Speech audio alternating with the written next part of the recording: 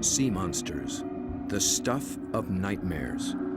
But for cameraman Bob Cranston, they're almost an obsession. He dives into the depths of the open ocean to encounter a creature called the Humboldt squid. His fascination with these beasts will send him into distant waters, into the lives of a strange and alien clan.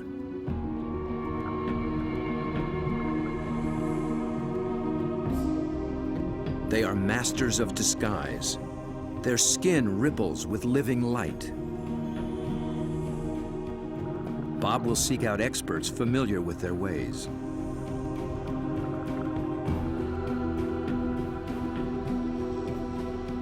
And he takes up a dangerous quest to connect with the fearsome Humboldt down in the dark. Do they flash a welcome or a warning?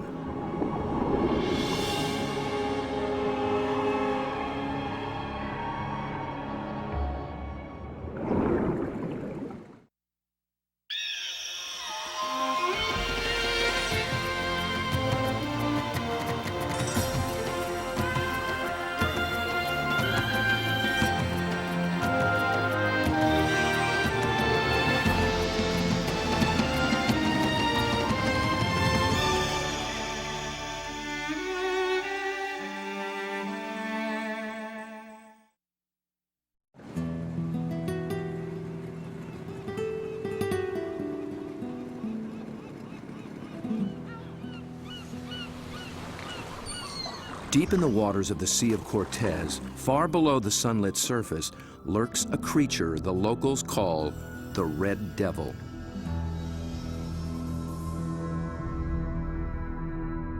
It is armed and dangerous. Its writhing limbs come equipped with 1,000 suckers, each full of flesh-tearing teeth. These devils come in the dark of night, rising from the abyss to within a few hundred feet of the surface. They are large, aggressive, in-your-face squid called the Humboldt. They're one of the most formidable predators in the ocean, and almost nothing is known about them.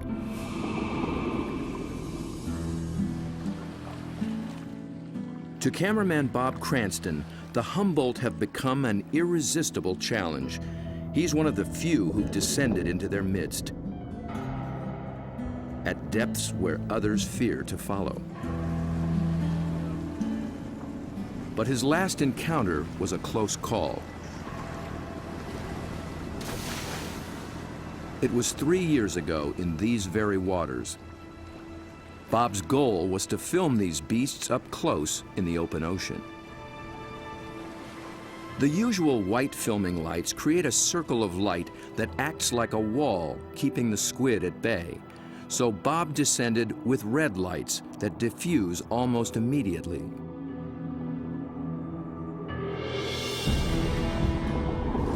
Suddenly, the squid were too close. For an instant, it seemed they would tear him apart.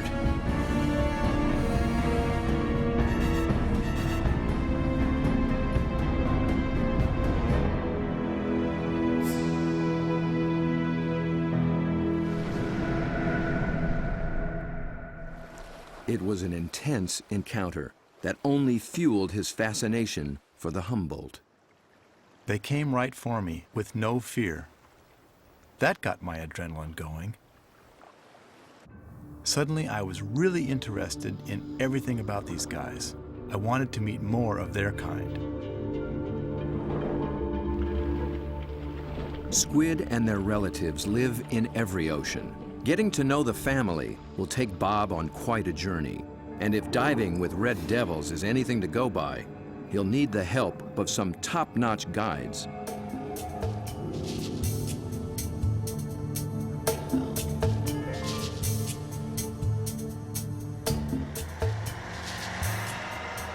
Bob begins his quest far to the north in the dark, cold waters of the Pacific Northwest.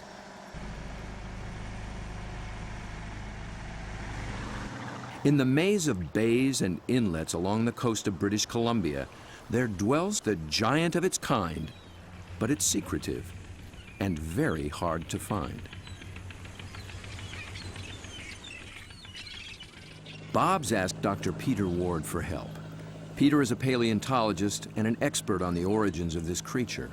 He has decades of experience in these waters, and there's no substitute for local knowledge. So Bob, I got some maps of the underwater area we're going to go see tomorrow. Cool. And the nice thing about this, these are really high quality side scan sonars, and they give images in great detail. From these, we can pick out caves or dens, really, where the creatures that we seek can be found. Face to face with my camera. Whatever. Bob's been filming underwater for more than 30 years. He's one of the best at very difficult diving. It's a rebreather, a closed circuit rebreather. The CO carbon dioxide is pulled out, add a little oxygen, it comes back and you breathe it. Same as the guys who walked on the moon. Fantastic. It's really cool. I can stay down there with the creatures and film them for as long as I can stand the cold. The water registers 47 degrees.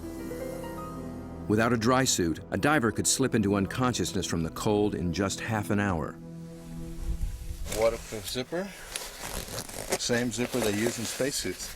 Only in a spacesuit, I think they pressurize it. In this suit, you get vacuum packed. Get all these fancy lights. I think that one means low. Getting a little warm. Gotta get in the water soon.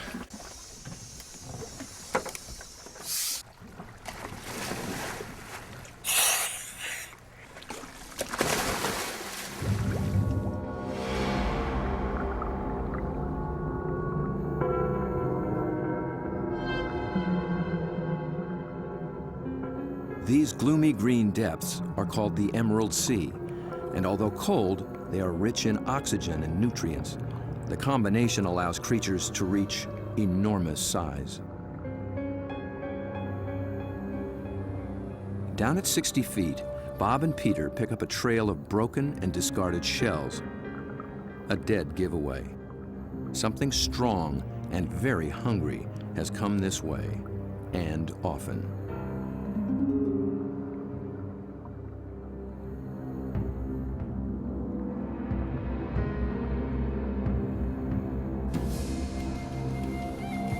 Crab should show more caution. It's up against a devious and determined predator.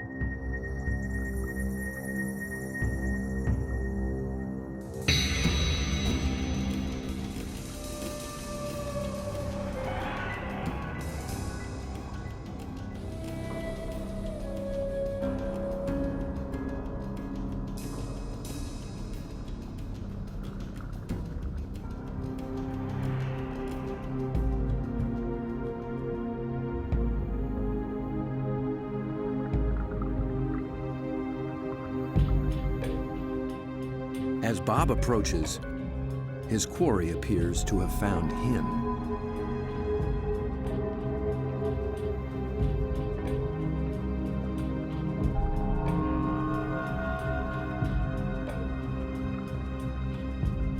A giant Pacific octopus.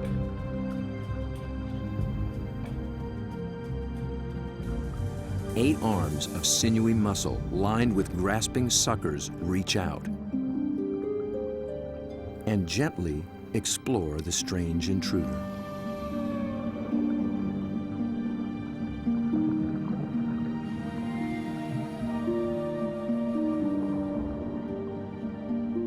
A giant can reach 20 feet from arm tip to arm tip and weigh in at 200 pounds. It's the largest octopus in the great clan called the cephalopods, the group that unites the octopus and squid. It's an ancient tribe, the first large predators in the sea. To this curious female, we're a brand new species.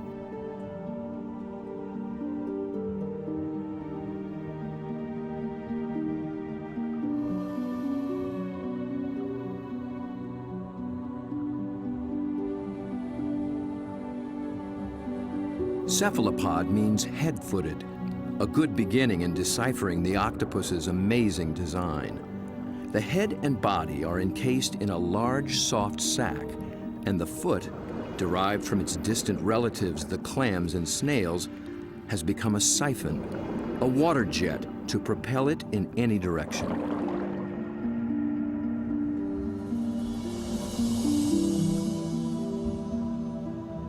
A long time ago, its ancestors were a shell, but the octopus has given that up.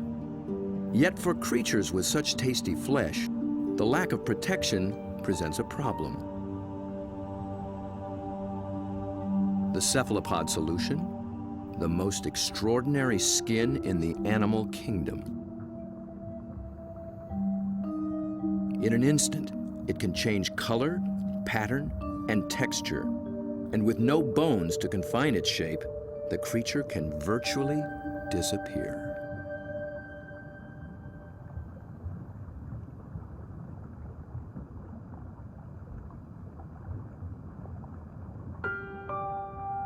Another female lies sequestered in her den, tending to her brood of eggs.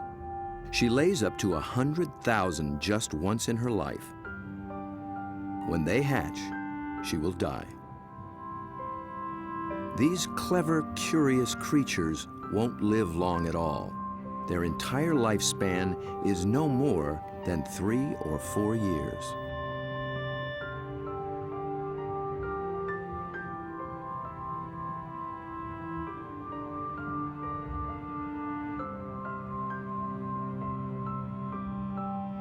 The transparent babies are no bigger than a grain of rice, but within a year, they'll be giants.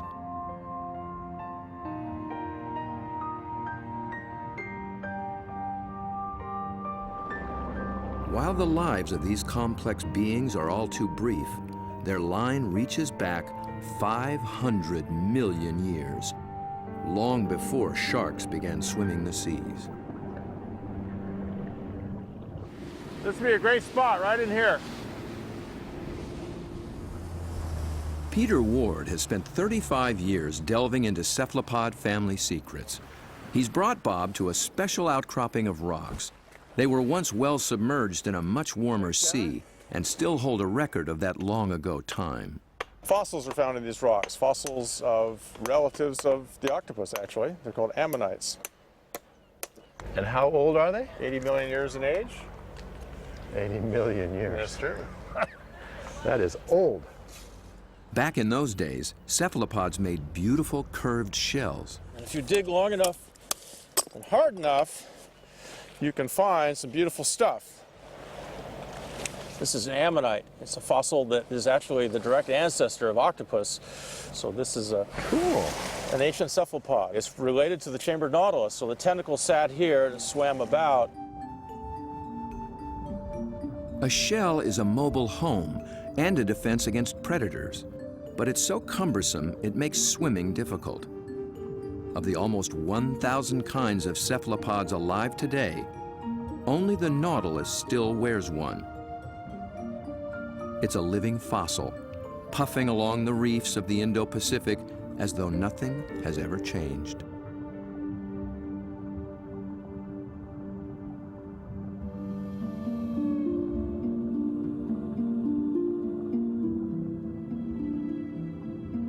Bob returns for one last dive with the octopus.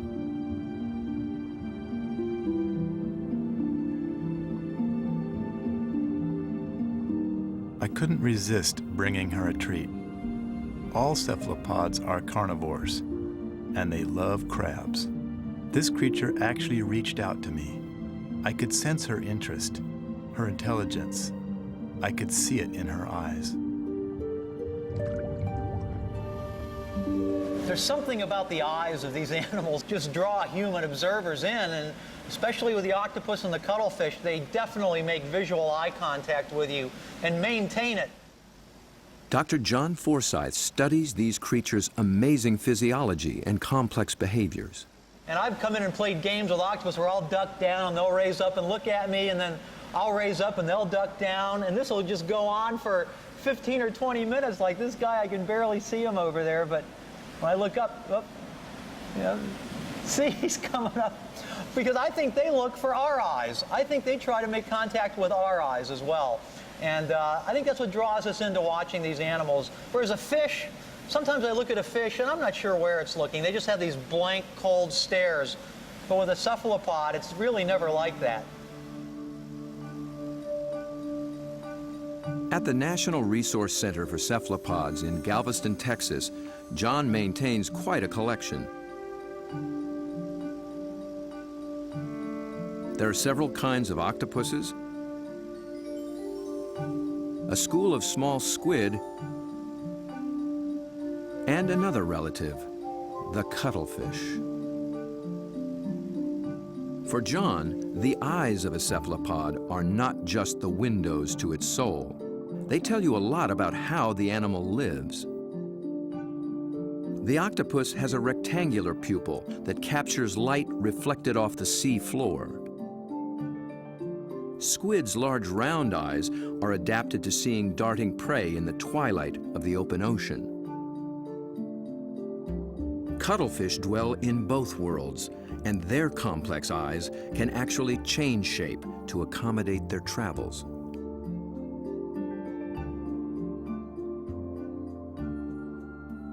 But it's not in their eerie eyes that cephalopods reveal their inner feelings.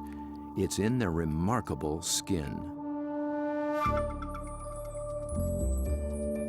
Millions of tiny sacs of pigment, called chromatophores, dot their skin, each controlled by minute muscles. With a little flexing, a cephalopod can flash with rippling bands of color.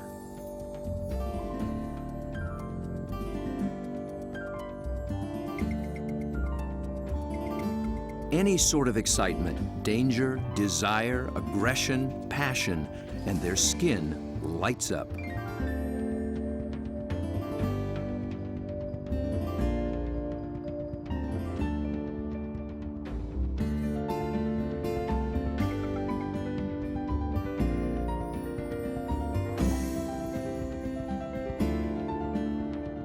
For creatures with no vocal abilities at all, this is the way they communicate, in a language of light and color.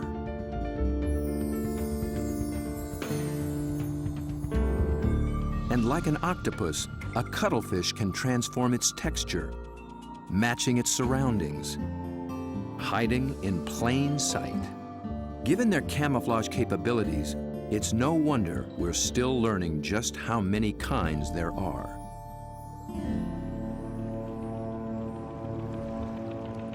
One of the hotspots for new discoveries is the narrow Lembah Strait off North Sulawesi in the island chain of Indonesia.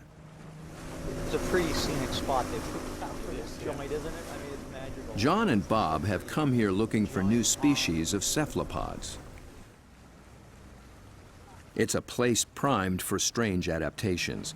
In the shallow, warm water, light and temperatures remain constant.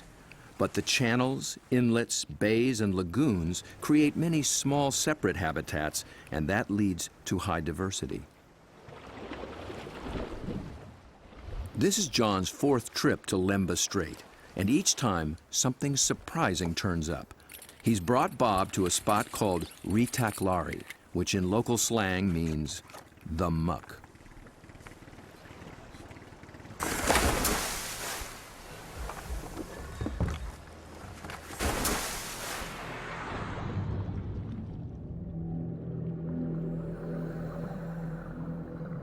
At first glance, it's a vast, flat disappointment.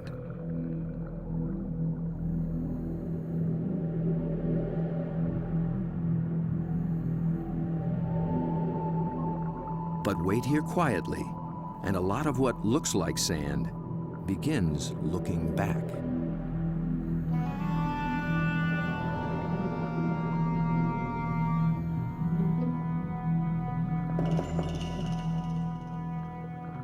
From the still of the muck to the roaring straits, a lot of effort goes into not standing out. Drifting reeds are actually floating razorfish. And the end of a few branches turn into ornate ghost pipefish.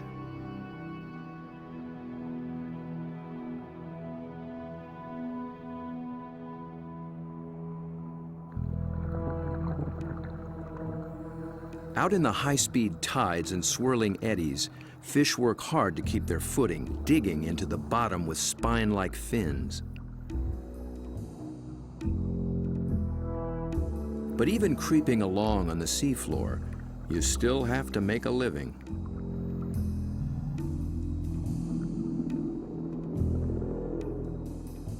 A harmless-looking weed rolling in the current is a hairy frogfish trolling for a meal.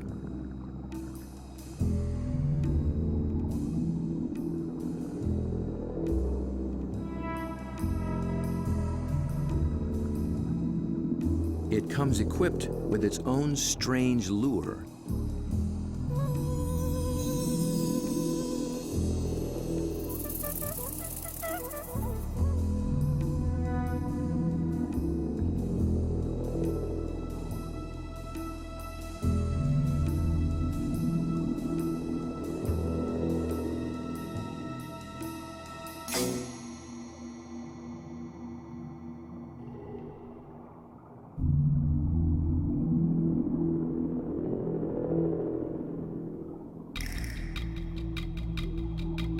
The sand offers the best retreat, but the crab has already been spotted. A marginated octopus is the perfect little predator here. Good camouflage, good eyesight,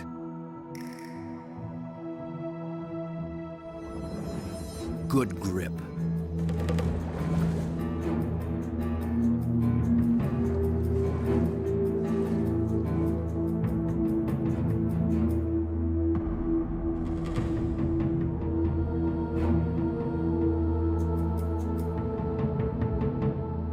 The soft-bodied octopus has one more weapon up its sleeve to subdue the crab's claws: venom. It finds a chink in the crab's armor, injects a neurotoxin, and the struggle is over.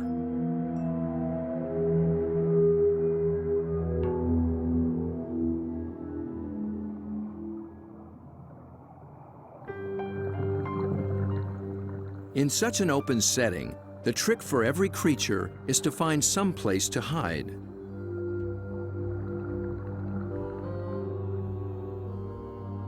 An octopus fits in just about anywhere, and John finds one tucked into a piece of discarded pipe.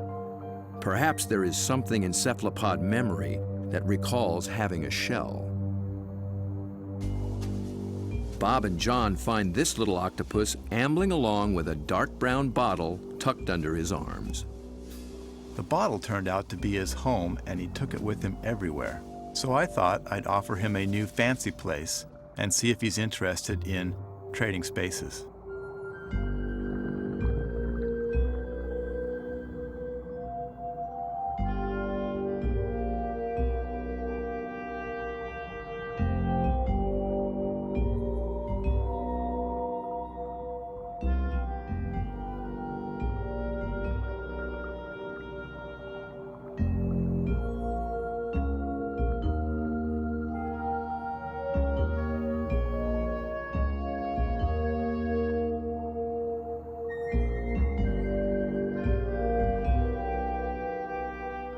I began to worry he might get confused by this clear glass and wouldn't remember how to get back out.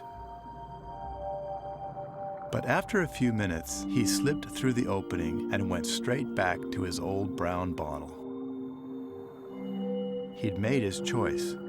I think the clear glass was a little too bright, and besides, there's no place like home, especially when you can take it with you.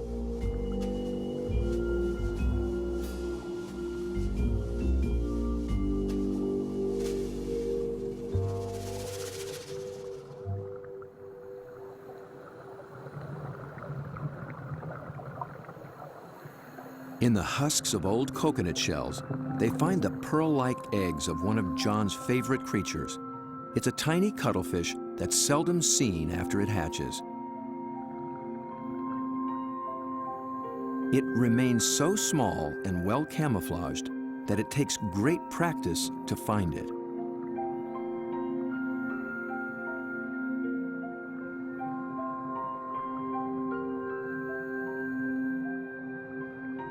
Down on the sea floor, it appears to walk across the bright stones, its rippling colors blending in and standing out. It's called the flamboyant.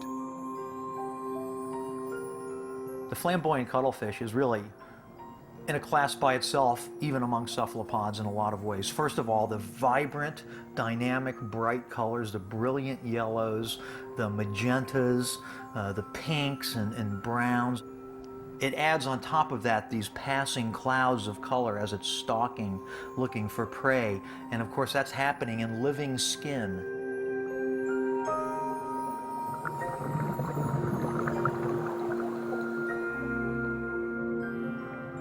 A lot of these animals are surprisingly bold. The flamboyant actually seems to like being under the lights. It begins hunting as soon as we start filming.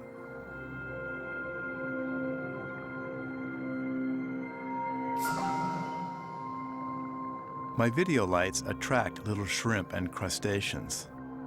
Perhaps the cuttlefish can even see better in the lights as well.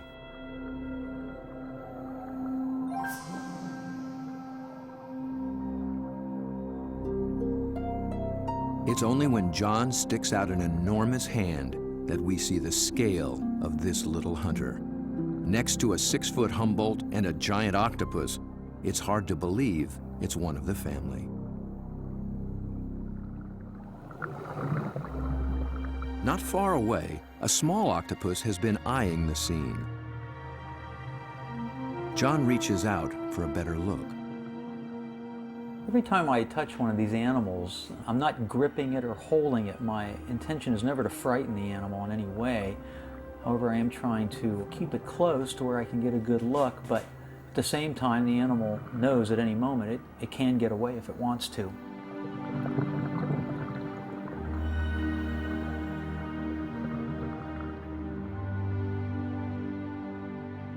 This octopus gets away all too soon. John thinks it may be a brand new species never seen before.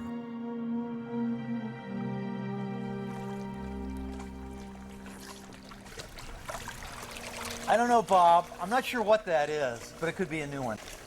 I think it could be a new species. I wasn't expecting to see that. It's not something you've seen before, huh?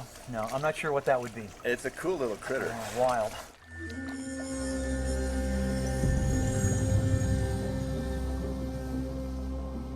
The waters of Sulawesi are full of new discoveries, and one is an octopus designed with a special brand of disguise.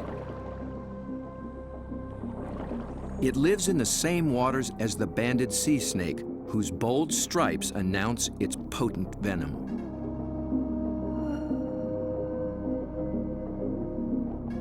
These are banded arms that can make the same impression.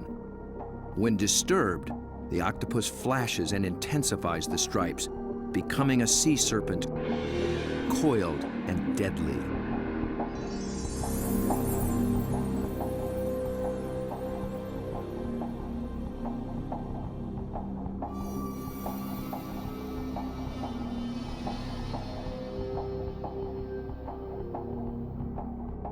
The creature has not yet been named by science, but it is known to be a fraud. It's a shy nocturnal octopus, and unlike the snake, its venom is virtually harmless. Its stripes are simply a ruse to intimidate would-be predators.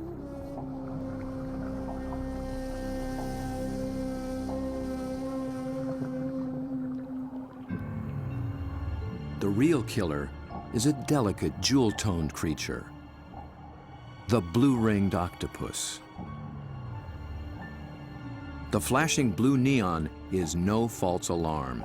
Its poison can immobilize every muscle in the human body. There is no antidote. But all it's really after is a crab.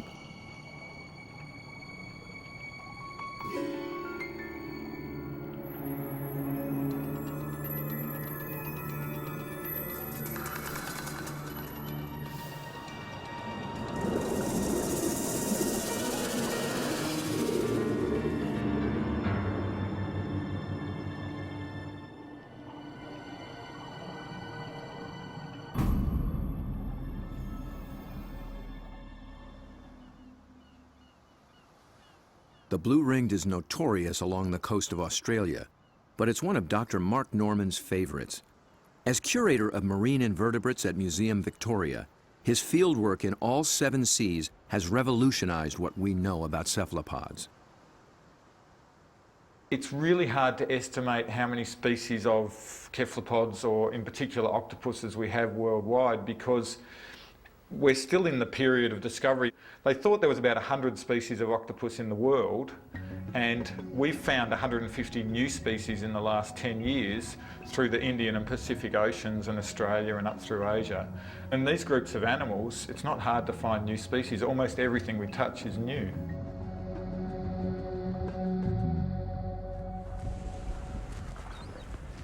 Bob wants to get close to the blue ring in the wild. So Mark, this is a shortcut to the beach? Yep, it's a great place to collect crabs. Through the graveyard, eh? Yep. So are these the bodies of the people who have been bitten by blue ring octopus? No, very few people have died from blue ring bites. He's more likely to have died choking to death on his calamari meal at the local pub. So this is where the crabs live. Yep, they hide up here at low tide under the rocks.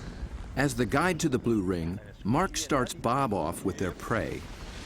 Lots of little crabs. Yeah. You need a nice juicy one. There you go. See the claws on that. That'll take your arm off. It's an ironback crab. You can appreciate why the octopus has to get rid of the crab's claws as quick as possible. Knock them out. When the octopus bites them, it actually goes for those soft gaps in the junctions, like the elbows where the arm is a bit thinner, or else they bite them right on the eyeball, and the poison goes straight down the eyeball and into the brain. So they end up paralysing the animal instantly and putting these claws out of action.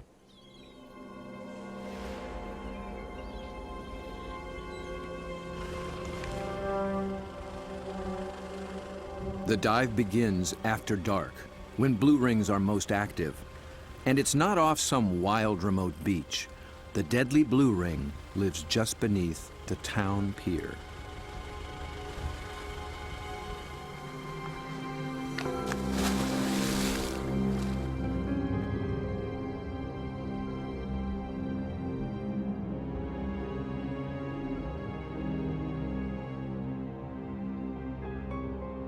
Blue ring octopus are an extremely venomous animal, and if I was to be bitten, I would probably be dead within 3 minutes. Your body would start stiffening up and you'd lose the capacity to breathe, you'd lose the capacity to wave or walk or run away, you'd run out of oxygen and you'd suffocate. But these little animals are really shy, really secretive, and the last thing they want to do is attack humans. They don't eat humans, they don't drag people out of their cars and drag them down the beach. They just feed on crabs.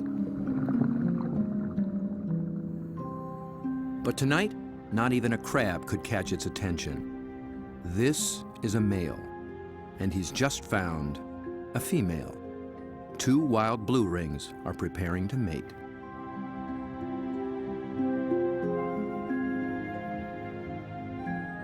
They keep their colors subdued to avoid attracting attention, especially from competing males. No flashing their electric blue. A temporary aquarium helps Bob film what happens next.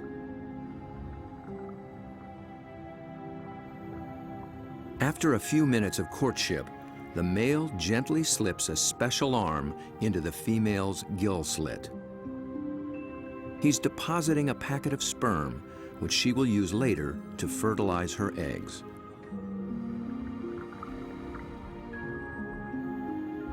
It's the end of their relationship, and most likely the end of his brief life. That was all he needed to accomplish. Just beneath the very same pier is another cephalopod almost never seen in shallow water. New research finds that they too pack a poisonous punch. But their bright little stripes have earned them a harmless nickname, the pajama squid. I think these cephalopods are the closest to the cartoon characters. Their little black and white suits and their little frilly lashes behind their eyes and the yellow on the top of the eyes, they're just straight out of a comic book.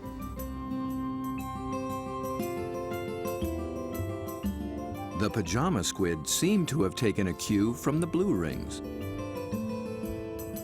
Males grab any passing female and then they try as hard as they can to reposition them so that they're face on, ready to mate, sort of suckers to suckers.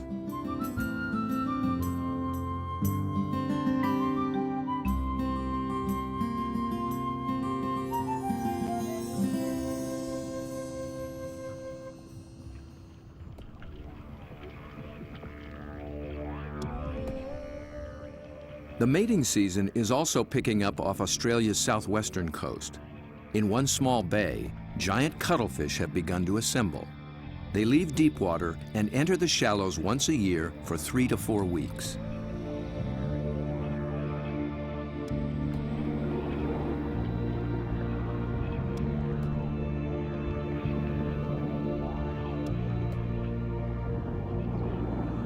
The males are 3 feet and massive, with 8 flowing arms and one all-consuming purpose. A much smaller female takes refuge in the rocks.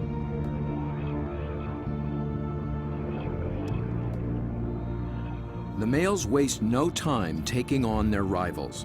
They flash and ripple with aggression. Their control is so subtle that they can isolate and flex just the flank facing the opposing male. The other flank communicates a solid, dependable side to any nearby female.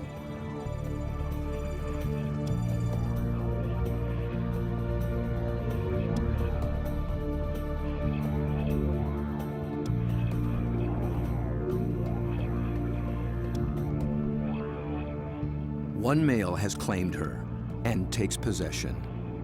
He'll guard her now, keeping her beneath him until she is ready to lay her eggs.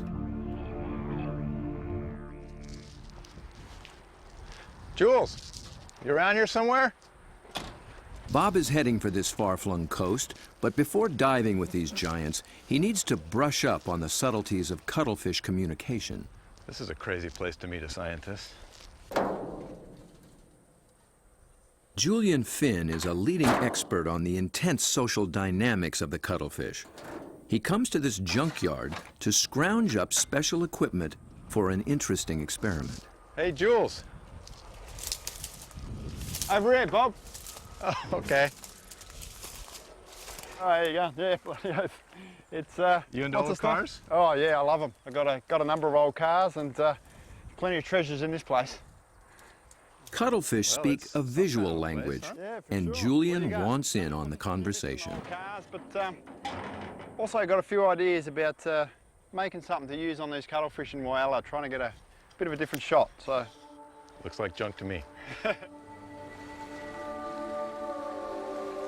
Meanwhile, the cuttlefish continue to gather.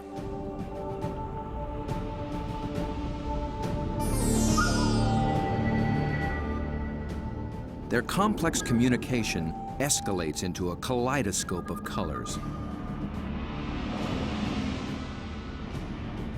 Opponents toss each other in the rolling tide, and things start getting rough.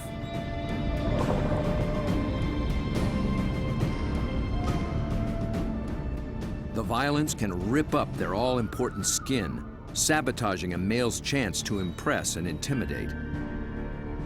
And someone's nursing a torn-off tentacle.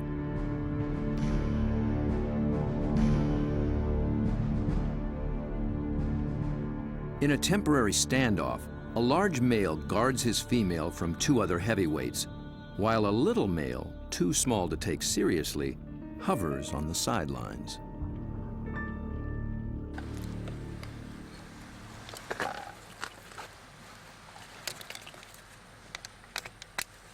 The 2 males on shore get set to join the fray. well, here you go, Jules. I just wanted you to know that my camera's bigger than yours.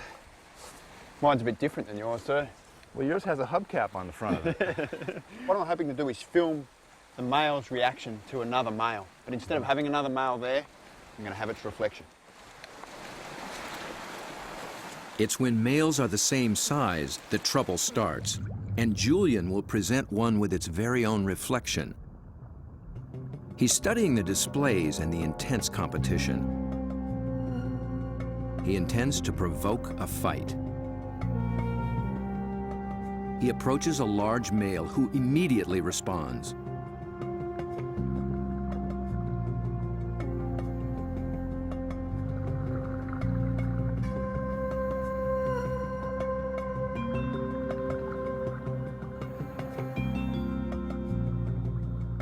The cuttlefish becomes increasingly absorbed with his own image, but instead of a conflict, the story takes a surprising turn. The small, unimpressive male has sneaked in and begun mating with the unguarded female. He's not signaled, nor flashed, nor dazzled. He simply grabbed the female for his own, making every attempt to look as much like her as possible.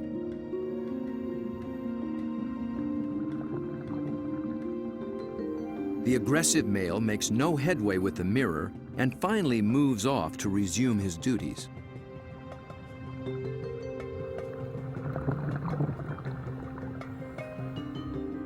But he's still distracted, still flashing, and doesn't recognize that his female is mating right under his nose. The little male looks so like another female, he doesn't see the threat.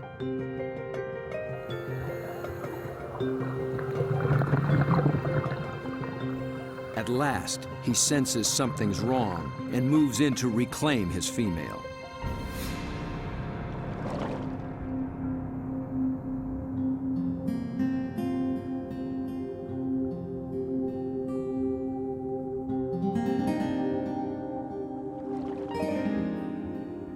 To re-establish their relationship, he presents her with the gift of a crab.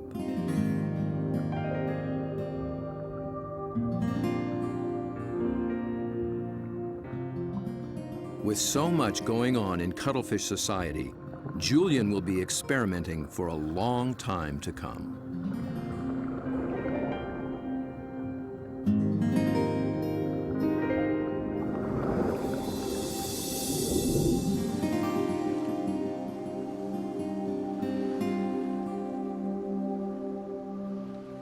Julian's attempt to interact with the cuttlefish and crack their code has given Bob a daring but dangerous idea. Deep in the waters of Mexico, the mighty Humboldt squid flash their own mysterious signals, and Bob is determined to dive with them again. He intends to engage these aggressive predators by imitating their behavior with a display all his own.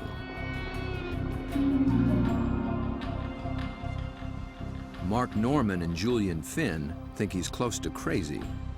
Sure, you've got the blueing octopus that can kill you within a few minutes with the poison, yet there's something scarier about a squid that can rip off your flesh and tear out your throat, so to speak. I think you'd be really sensible to work with shark cages with those animals, because the stories I've heard are these massive animals that will effectively skeletonise a cow in a minute because they're such voracious predators. Bob Cranston has no intention of taking this advice. His whole goal is to interact with these squid on their terms, in their world.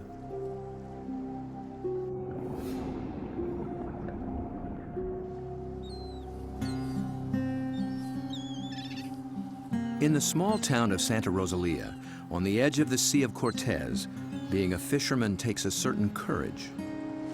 Lose people, every other year somebody dies. I had a friend that they found floating in the ocean last year. It's lucky they found him because they're carnivorous. They'll eat you. I mean, they will eat you. The squid will eat you. The squid will eat you. If you fall into the ocean, they'll get you with their tentacles. You'll drown, and then they'll, all the rest of them will just eat you.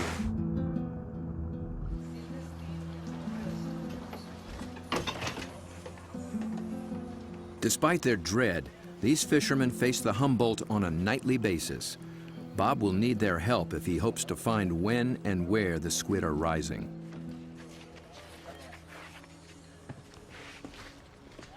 Alberto. When the Humboldt flash on and off, Bob intends to flash right back. Yo no sé. This is a flashlight, big flashlight for squid. We're gonna Estos loco? See?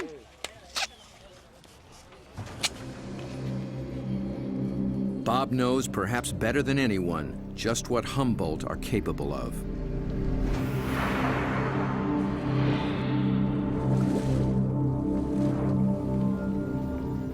But it's not fear that he feels. It's an intense fascination for such alien creatures in a world so different from our own. For me, there's just something about these animals.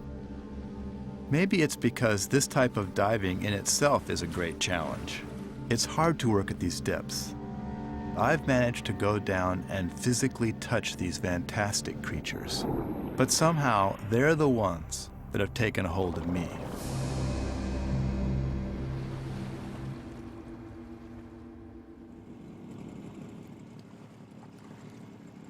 He's 12 miles from shore. Aside from his assistant cameraman, there'll be no backup down below, and no source of help at all topside. There's not so much as a radio on this little boat.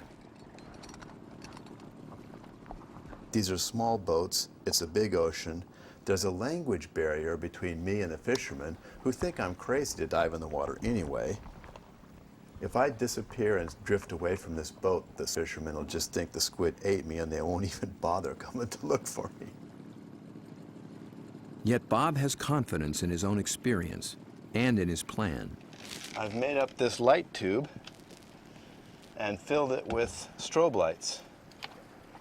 The idea is that the Humboldt squid flash for communications. They flash at each other, they flash at the divers, and so I hope to elicit some kind of a reaction from these animals with this light tube.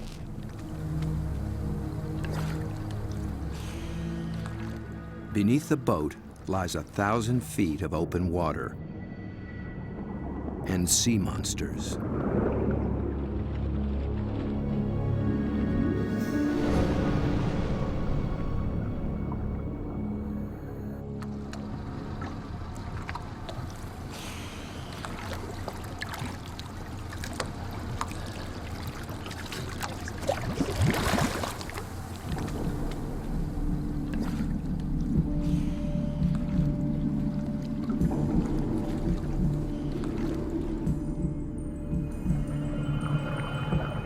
Bob descends, his homemade lightsaber a beacon in the utter darkness.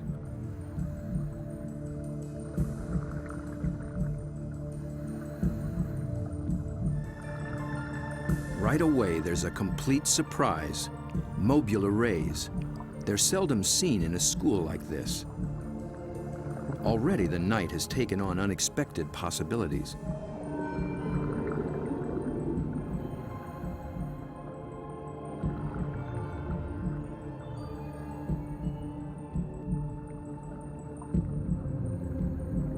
With his depth gauge reading 150 feet, Bob figures he's in squid waters. He powers up.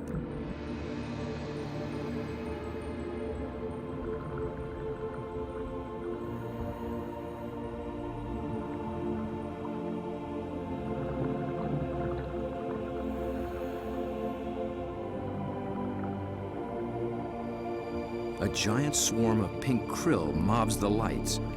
Suddenly, Bob's in the middle of a midnight feeding frenzy.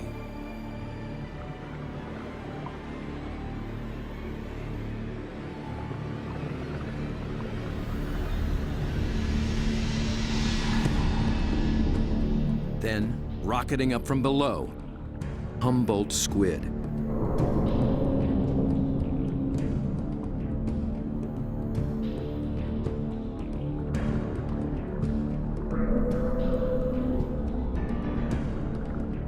They're flashing red and white.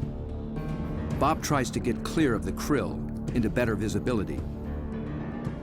And he's caught the squid's attention.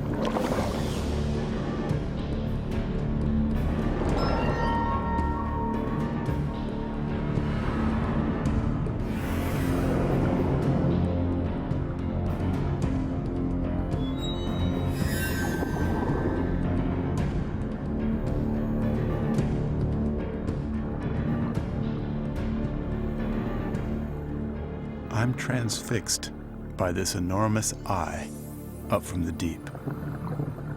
I can sense this creature thinking, but I can't imagine what.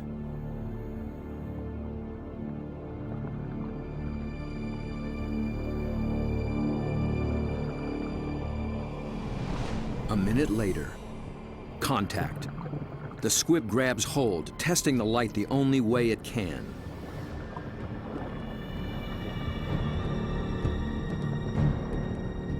The feel of hard plastic must come as a surprise, and it circles me as though curious. Then, it comes back for more. This time, the aggression is gone. It just seems interested. Amazing.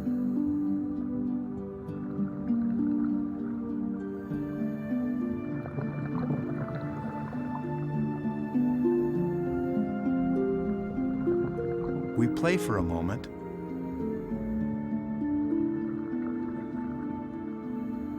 Then suddenly, it's over.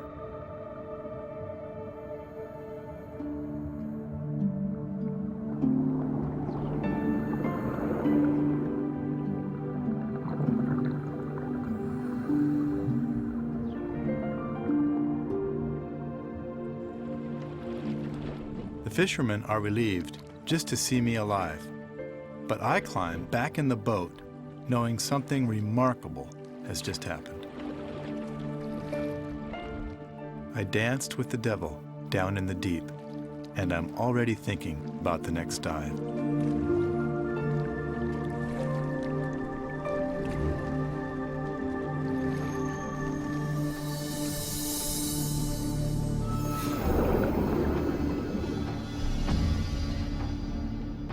It's certain that Bob will return to dive again with the mysterious Humboldt, perhaps with a new strategy on how to make contact. He's just at the beginning of this extraordinary quest.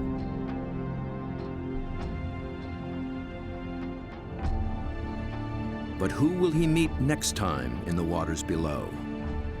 Friend or foe?